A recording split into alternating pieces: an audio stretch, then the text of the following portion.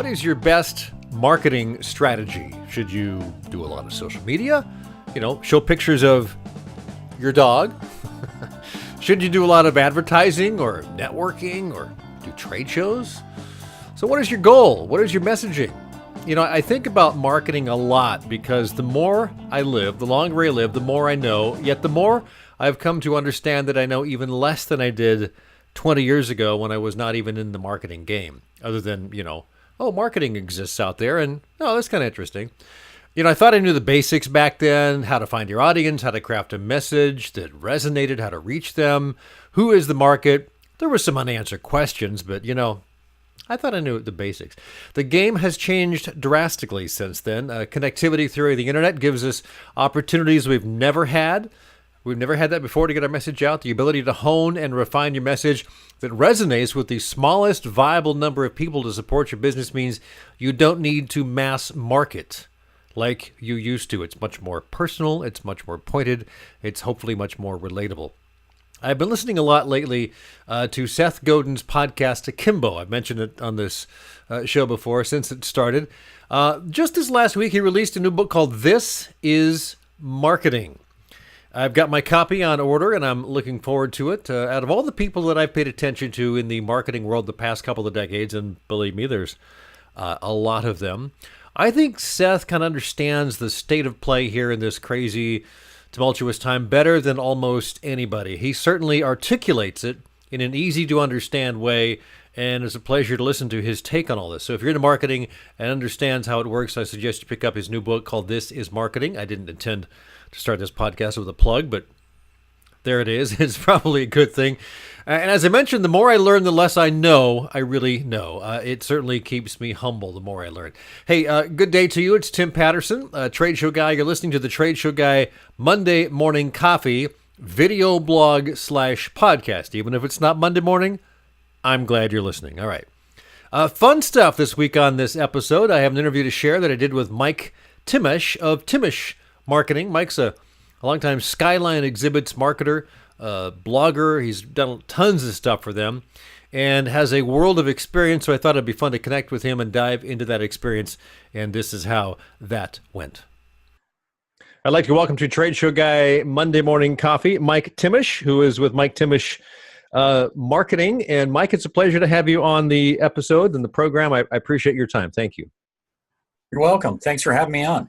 Indeed. It's funny. I've run across your name a number of times in the industry, and you've been around a lot longer than I have, and I've been in for like 15, 16 years. So you must have been like a pup when you got in. How did you get into this industry anyway?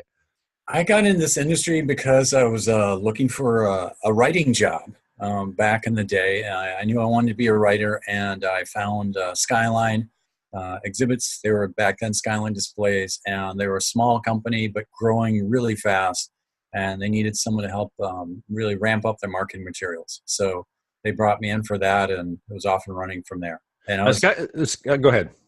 I was very fortunate to be there early on and to be part of the growth and to help them grow. And you were with Skyline for a few decades, were you not? Almost, so like 27 years. Wow. 27 years, yeah. And so they were mainly a manufacturer? They worked through distributors? Is that how their business model was, or am I missing something?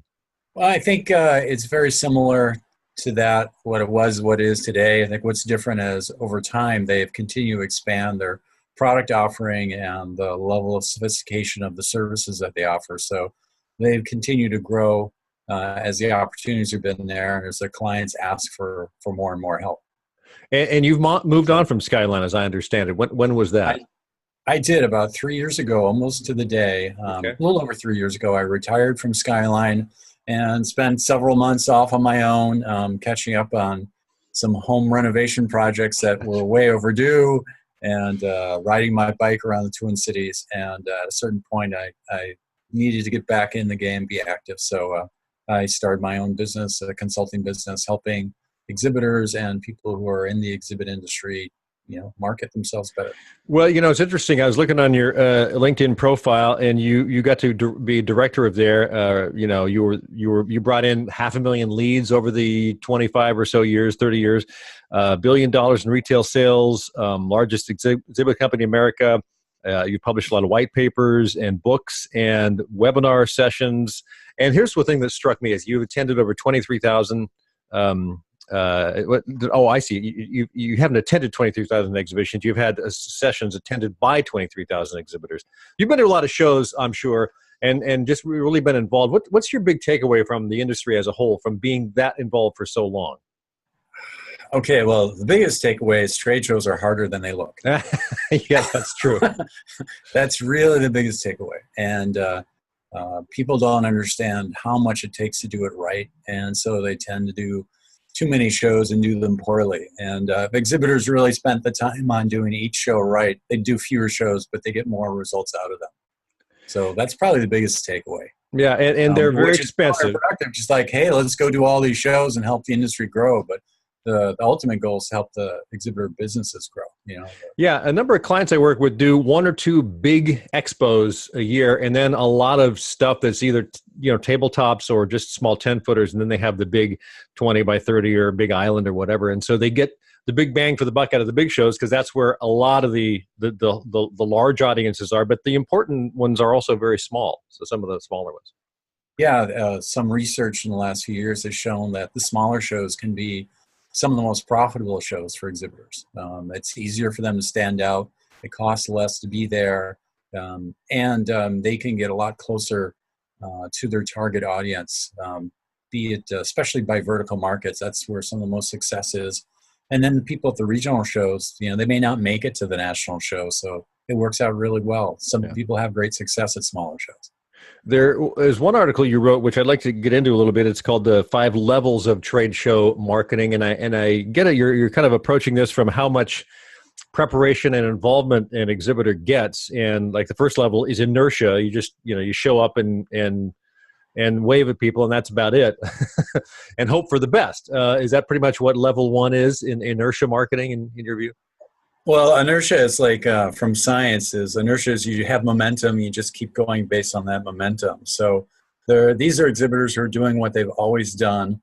They don't have a strategy, or they don't have measurement. They just keep sailing along, kind of just, we go to the show and then we come back, and we go to the show and they come back. And they're not trying to improve anything that they're doing. It's just, oh, woe is me, we have to go do another show, and they go do it. So second level is essential trade show marketing, and it seems like a big leap, but maybe it's not that big of a leap. You design a clear, compelling exhibit for your target audience. What is that about? Well, the idea is there's so much you can do at trade shows to succeed, but first and foremost, you got to have an exhibit that tells your story and tells it well. And that's, you probably experienced with a number of clients, that's harder than it sounds. So it's just that they've figured out what the message is that's going to appeal to their target market. They know which words matter, in terms of the products and the benefits and how they position their company. And they make a big, bold statement, and they do it in a colorful way that gets people's attention rather than, trying to publish their brochure on their display and making it look like something that an engineer designed instead of something that a marketer or a designer put together. So, well, but it's a great starting point. I can take a little side track here, because I think you probably would agree a 3D exhibit designer is a critical piece to all of that. Someone that really can understand your brand. A lot of people will go and they send you a design that's done by a graphic designer, which kind of lays out a couple things, but that really doesn't take into account the things that you see in the 3D world. What's your experience there? I totally agree. Even in a 10-foot space, there's a 3-dimensional element of it. A graphic designer can do less harm in a 10 by 10, but even that, what are you doing with a kiosk, with a desk, with a counter, with the meeting space that you may try and have in there. And anytime you get beyond that, larger end lines and definitely islands, you need to have someone who understands the dimensional aspect and even the time. How are you going to work people through the process of a journey in your booth? So yeah, there's a lot more that involved in just the graphics. And the graphic designer may be doing things from a perspective that's rooted in their experience, whether it's a web page or brochures or ads. And a trade show exhibit is a different animal. You have to design with different needs. So It really is. When I first got into the industry and I was talking with the designer about some of this stuff, they would talk about traffic flow, and my kind of light bulb went on. I said, "Oh, that's kind of one of the things that makes a difference. You actually consider the people that are going to come through this space and how they're going to react and how you want to steer them, especially in the larger spaces."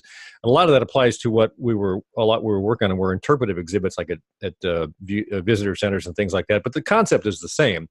How do you steer people through a space to get the most from it, and what is the end result? How do you want them out of there? So 3D is really interesting from that. Awesome. I would say the next level you have is integrated trade show marketing. That if a lot of people get there, they're actually doing really well. That's a pretty good level to be at. They target attendees with the pre-show, at-show, post-show campaign, and also integrate with other parts of the marketing. How's that assessment? I agree. I think you're right that that's a really good place for people to land, and some of them may never get there. And when they do, it's an achievement. So many exhibitors go to a trade show and they put off doing any kind of promotion because they've got all these logistical aspects of their trade shows that they have to do. They have to book the space. They have to get the booth there. They have to get it designed and built if they haven't got a current one. They have to make sure that they have their booth staff there. And there was a new study just out in the last issue of Exhibitor about how so many exhibitors are their travel agent for their company, right? You know, they manage the travel and hotel for all their attendees, and they got to take care of that. And, there's details of the dredge and, furniture and carpet, electric, cleaning the booth, all that kind of stuff, and they have to do that. So they keep putting off the promotional aspect. But research, again, from Skyline, found that when they asked exhibitors, what do you do to be most successful, the number one thing people said was doing pre-show marketing. So it gets put off too often, but it needs to happen. So it's creating an integrated campaign that the message in the booth is being promoted via email and social media and direct mail and telephone and ads, whatever you need to do to get people's attention before the show, to get them to come to the show and have some kind of great offer that gets their attention. And even better is that integrated messages you're doing is tied into the messages of your marketing that you're doing on your website, and your trade journal ads, and your email marketing, your social media marketing, direct mail, all the things that your corporate marketing department's already doing. So if they pull up to that level and come into that show with that integrated message, they're simply going to have more people in the booth, and they're going to have a better return on investment because they're already spending so much money on the booth space and getting the people there, their own staff on the dredge. They spend a little bit more on promotions. They're going to separate themselves from so many of the other exhibitors at the show and get on the dance card of all those attendees ahead of time. So yes, it's a great thing to get to. Exactly. I've had clients that have upgraded to a new booth and done just even a modest amount of pre-show marketing, and at the end of the show, like a few weeks later, they said, "Guess we had 3 times the amount of leads we came out of that just by doing a few things." New booth was a big part of it, but certainly doing some things ahead of time and telling people about it and what they were doing in the booth was a big part of it as well. So it is very key. Part of that is the at-show and the post-show campaign. So let's touch on that a little bit. And it kind of comes to one of my questions, which I always like to ask is, it may be a trick question, which is more important, the booth or the staff? Okay, so you got like multiple questions there. So I'm going to go into the ad show and the post show, and then I'll go to your question. Okay. So the pre-show is really important because so many people decide ahead of the show where they're going to go. But a lot of people ignore everything that's coming into their email box and all that. So then the ad show is really important for all those people who are walking the show and never paid attention to pre-show messages. And the post-show is really important because of what I call is trade show Alzheimer's. People go home from the show, I've never heard that. Everybody that they saw at the booth. They can't piece it all together. They saw 20, 30 exhibitors, and someone calls them on the phone, and it's different than the person who was that met them in the booth. And they're like, "Who are you? I vaguely remember something." And so that post-show promotion really helps tie in that messages so that your follow-up with your salesperson is more likely to actually work. So having said that, back to your question, what's more important, the booth or the booth staffer? I have to say the booth staffer. Yeah. I think the booth does a great job. You need to have the booth, but if you don't have a good booth staffer, I've seen, you throw around those numbers. As the manager of a booth staff, I've seen one staffer get 3, 4, 5 times the leads of another booth staffer. And you think they're going to do the same. But what tends to happen is you get the extroverted people who you think are going to be great at it, and instead they chat up their booth staffer next to them and take them both out of the action, asking about what are we doing for dinner tonight and where did you go last night? Or they're trying to hit on the corporate marketing execs, get a little bit of extra time, FaceTime, with these people. But you get the introverts who are willing to follow a process, and you train them. They'll actually follow the process and take way more leads. So it's kind of a surprise. You said that magic word training. I think training is very important. The longer I spend in this industry, the more I realize how critical that is. And there are some great trainers out there that know how to guide people through the process of qualifying, disqualifying, moving on, engaging, capturing information, asking all the right questions. It seems like you probably would be involved in that at some point in your career. Yeah, trainings I think is really key. I have done a lot of training. I trained our own booth staff and was happy when we made Best of Show or Best Booth Staff at Exhibitor Show with that.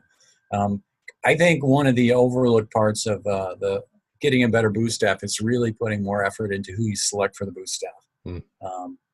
One of these blog posts I once wrote is, are you finally willing to accept the cost of that free booth staffer? Because people are getting, we've got this show, it's in Kalamazoo. We've got a guy in Kalamazoo. We'll have him be the booth staffer. And then it's like totally unprepared and unprofessional and incapable versus, okay, we're going to spend the grand or two to send someone on the plane to that show who knows what they're doing, because we're spending 10 grand or 20 grand on the show and we want to get a return on that investment. So I think booth staff selection is just as important as the training. Yeah. So we covered inertia, level 1, essential, level 2, integrated, level 3, and we've got 2 to go. Number 4 is experiential trade show marketing, where you leverage face-to-face with personalized experiential engagement activities in your booth. What are you thinking of here? I'm sure you've heard of this. It's like, this is the biggest fad probably since, includes things like AR and VR. This idea that the trade show attendee coming in, you got to up your game to get their attention. And you want to do something that is more memorable. So rather than an integrated trade show marketing that is, hey, come get this pen from us or this gift, it's let's create an experience in the booth that is going to tap into the emotions of the attendee, help create a stronger bond through an experience, appealing to their senses, helping them to grasp our story. You talk about the traffic flow in the booth. The traffic flow might be through a museum-like setting that tells the story of the company in ways that they're engaged in it. It's all these kinds of experiences, and using that as the focus so that you create a stage with your exhibit and you create an experience for your attendees so they go away and they feel much better about your company and they're more likely to remember you when the show's done. And that takes a lot of planning and preparation, and you may have to build something. You may have to bring in people that are experts at this. It's not something that just kind of comes to you, in the middle of the night, right? It's not easy. No, you're right. It's much more complicated. Yeah, it is complicated, but I've seen it done really well. What came to mind was I go to this show. It's an outdoor. It's a race down at the Laguna Seca racetrack down in California, and they have a lot of exhibitors there. One of them being Land Rover. Well, they build this little outdoor thing where you can actually drive a Land Rover around this, up a hill and down a hill and around a corner, very slow, but you get a chance to experience it in a really kind of rugged sort of place. I think you would take away a great feeling from that sort of thing. I mean, you may not be able to do that like at McCormick Place, but certainly outdoors, that's a great experience. So those types of things that people remember that relate to the product. Yeah, exactly. And so it's more about emotions. It's more about experiences. It's to boost memorability and to create tighter bonds. So it's it's that next level, right? So people getting to that level, that's really becoming more sophisticated. Yeah, it is quite sophisticated. And you say the level 5 is analytical trade show marketing, where you've taken everything before, you create and follow processes aided by measurement to continuously improve your marketing results. That is very basic. This to me is like counting, you're counting the metrics and then knowing what those metrics are and taking them to the next level so that you compare. I'm sure it goes beyond that, but that's kind of the thought that I had. Yeah, it is, but it's again, it's harder than it looks. We talk about how trade shows are harder than they look, and when you're trying to measure the results from your events, this is something where trade show marketing, it's getting easier to measure that, but you're competing as a marketer against the person who's doing the search engine optimization within your company, or pay-per-click or email marketing, and they have much easier ways to measure. So even if the trade shows are producing a higher return on investment, unless you can demonstrate that, you're not going to be able to continue to do things, at least have the same level of budget. But the analytical trade show marketer, this is saying that you understand that everything you're doing is a big experiment for what you're going to do next. And you're measuring the results you get and comparing how well did you meet your show goals, or which ones have the highest return on investment. You're looking at your booth staffers and judging them for their success. How many qualified leads are they taking per hour, and seeing who do you want to continue as your booth staffers and who do you want to decline for the next show, and find some new staffers that can replace them. You're just always working and improving what you're doing. So this is something where everything ahead of what we talked about, level 1 through 4, may be one show at a time. But this is saying we're looking at the overall program and wanting to be able to improve it. And to pull this off, you really need to have buy-in from your top management, that they understand that trade shows are an evolution for your company, that they're willing to let you make calculated risks and try some things and experiment and give you basically permission to fail. But fail because you took a calculated risk and it worked out, and then give you authority to make changes so that you can say, sorry, I don't want that vice president staffing my booth because they don't do a good job. So yeah, they got the title, but if I bring in a person who's going to take leads rather than chat, I'm going to get a lot more return on investment. I'm going to boost return on investment 20, 30, 40% just for that one show by swapping out. It doesn't cost us any different. So that's a different level of authority and empowerment for the trade show manager. It's like having someone speak in your booth. The manager of the product division, whatever, may be very knowledgeable on it, but he's not a professional speaker. And so the investment of several $1,000s into someone that knows that, can adapt all that and do it in an entertaining way, is a good investment, because you're going to get a lot more people interested in the what you're talking about versus what the manager is going to say, because he's just not going to have that sizzle or whatever. That's to me an example of that. So. Yeah. So there it is, levels 1 through 5. It's great stuff. It's interesting. Just kind of go back to the beginning. Trade show marketing is expensive, and it can be a big waste of money if you don't know what you're doing. But the clients that I work with all have figured out at least enough to make it worthwhile to keep going. In fact, I remember one client saying to me, we got into trade show marketing for this simple reason. We wanted to be able to get into markets we were not currently able to get into. And it seems to me that's one of the big attractions of it, and it's worth the investment. I'm just curious to get your feedback on that sort of approach as to why even do trade show marketing.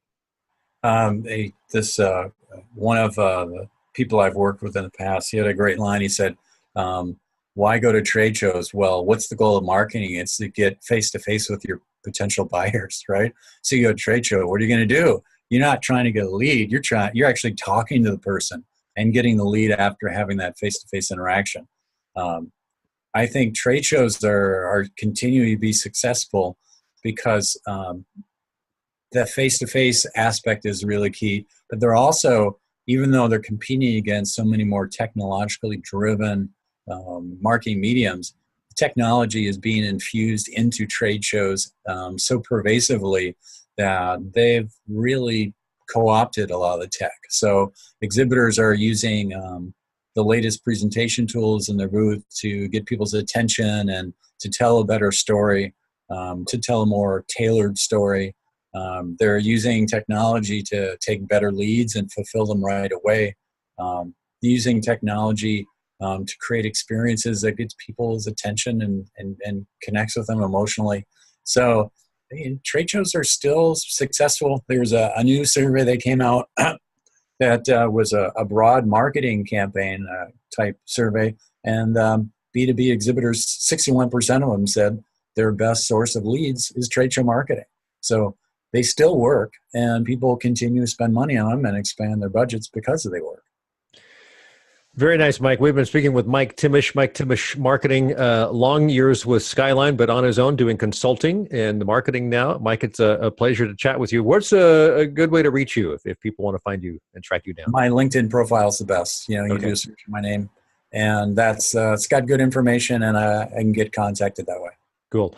Mike, it's a pleasure, and I really appreciate you sharing your knowledge, your long years of knowledge here. I think you're really the trade show guy here. With the amount of stuff you've got that voice, man. You've got that voice. Right. Thanks, Mike. Again, appreciate it for joining me on Trade Show Guy Monday Morning Coffee. My pleasure. Thanks again to Mike Thimmesch for being a part of this week's podcast/video blog. Really liked having him on. This week's Trade Show tip has a lot to do with the timeline of trade show marketing, especially timeline of a new exhibit build. It comes up on occasion. In fact, it came up very recently in a conversation I had. You have your ideal timeline. When you start planning a project months and months ahead, you go, hey, 12 months from now, we're going to have a new booth. Okay. Then there's reality when you work with a potential client and they haven't chosen a exhibit house to work with yet, and there's 100 days left. So, so things get crunched a little bit. Then you start adjusting dates. This is where you start to create deadlines by backing up from the due date. You start with the show. Let's say the show is April 1st. You're 100 days out. You're planning on a modest 10 by 20 exhibit that needs to be designed and built. First thing you have to do is determine the shipping schedule. When does that got to ship out? Are you shipping direct to the show, or will you ship to the advanced warehouse? You need those exact dates. And generally those dates are on the show website or on the show services site, such as, GES or Freeman. And then you need to speak to a shipping company and have your exhibit house do that so they can figure out when does it need to ship to make those dates. So you have that hard date of when it needs to ship. And it's usually, 2 or 3 weeks before the show dates, maybe more, depending on if you're shipping across country. So now you're about a month out, which puts you, if you're looking for a April 1st show, at March 1st. If you have a production time of 15 business days, that's not unusual, maybe 15 to 18 for a 10 by 20 custom build. If it's not a custom, it's more of you're taking something off the shelf in a sense and customizing it. Maybe it's a little less than that. But this now brings you to about the first week of February. You got graphic production that has to take place, usually within that time frame. So you need to find out from your graphic designer how much time they need to create the production files for that exhibit. You need to work with your exhibit house to get the dimensions and all those files, the placement of all those, so they can get the messaging together. All right, so during the same time, you're still in the process of probably working through the design with your 3D exhibit designer or exhibit house. You keep backing up from those dates. We need to start this here. We need to have this done by this date. So that's kind of how that works. Knowing the time everything takes, the amount of time everything takes, is critical. Sometimes these time frames can be pushed a bit, but the more they get pushed, the more that opens up the process to errors with less time to address those errors. And finally, keep in mind, dates on the calendar are closer than you think. So get as far ahead of the game as you can. It's better to start earlier than you think you need to, or have that conversation with your production team before you think you need to. If you go to the project with the attitude that, yes, things can get done quickly, but there will come times when, 7 people need to weigh in on something, and it just takes time. It'll take longer than you think. So do the best you can to get ahead of the schedule. All right, so this week's one good thing, I got to put Scruffy down to go get it because I want to show this to you. All right? All right, so here's this week's one good thing. It is the Beatles White Album 50th Anniversary 6 CD with the book. It's kind of funny. The funny story is I knew this was coming out, and probably 3 to 4 to 5 weeks ago, a month ago, I thought, okay, I'm gonna get this. I'm gonna put it in my Amazon cart. I wasn't quite ready to get it, but I was gonna do it. So last week, Saturday, about a week and a half ago from the time this is being posted, I woke up and said, you know what? I gotta tell my wife that this is what I want for Christmas. I didn't get to it because we had other things come along and it got busy and everything. And I was out riding my bike. I came back and she says, oh, by the way, your Christmas present is on the table. Big package there. And I went, wait a minute. It's not even Thanksgiving yet. She said, yeah, go get it. Take a look. So she knows me. She knows me well. I'm having a fun time with this. I'm a Beatle fan from way back. They've got handwritten lyrics in here. All sorts of fun stuff. I've only listened to probably half of it. The first 2 CDs are remixes, 2018 remixes of the entire album. And there's some stunning things that come through there. So that's a lot of fun. Just different mixes, different things are brought forward that you hadn't heard before. A few things, when you listen to music very closely, different stuff jumps out at you at different times. A couple of other things, I was riding my bike around today and had the thing in my ears while I'm on the park trail. And I have always heard rumors, and I have a Beatle friend that's a big bootleg collector, and he's given me so much stuff over the years. We've heard rumors of this 12 to 15 minute version of Helter Skelter. I've never heard it. He's never heard it. It's on here. It's really weird because it starts kind of like this slow dirge thing. They're still working on what the song is. Paul is singing. Finally, about halfway through, he starts to sing Helter Skelter, and then he's like, hell for leather, Helter Skelter, hell for leather. Interesting stuff. And the other thing is, which I've always figured existed but never had heard it, the story I've heard is that Eric Clapton sat down one day and whipped out this great guitar solo, this iconic blast of great guitar playing on While My Guitar Gently Weeps, his friend George Harrison's song. And I thought, there's got to be some takes that exist that are not the final take. I mean, you've only heard about the final take. That's all you ever heard. There is one in here, at least one that I've run across, just heard, where he's kind of working out the licks. He's got a couple of them done. He's not got the others done. They're just kind of basic. And, it's really fun stuff. So that's this week's one good thing. Hey, this is Tim Patterson, Trade Show Guy, Monday Morning Coffee. Thanks a bunch. Have yourself a great week. Spammers, more spammers. I get spammers all the time, do you? And then what I do is block the number. But it doesn't do anything. And if you call them back, it's like someone says, I didn't call you.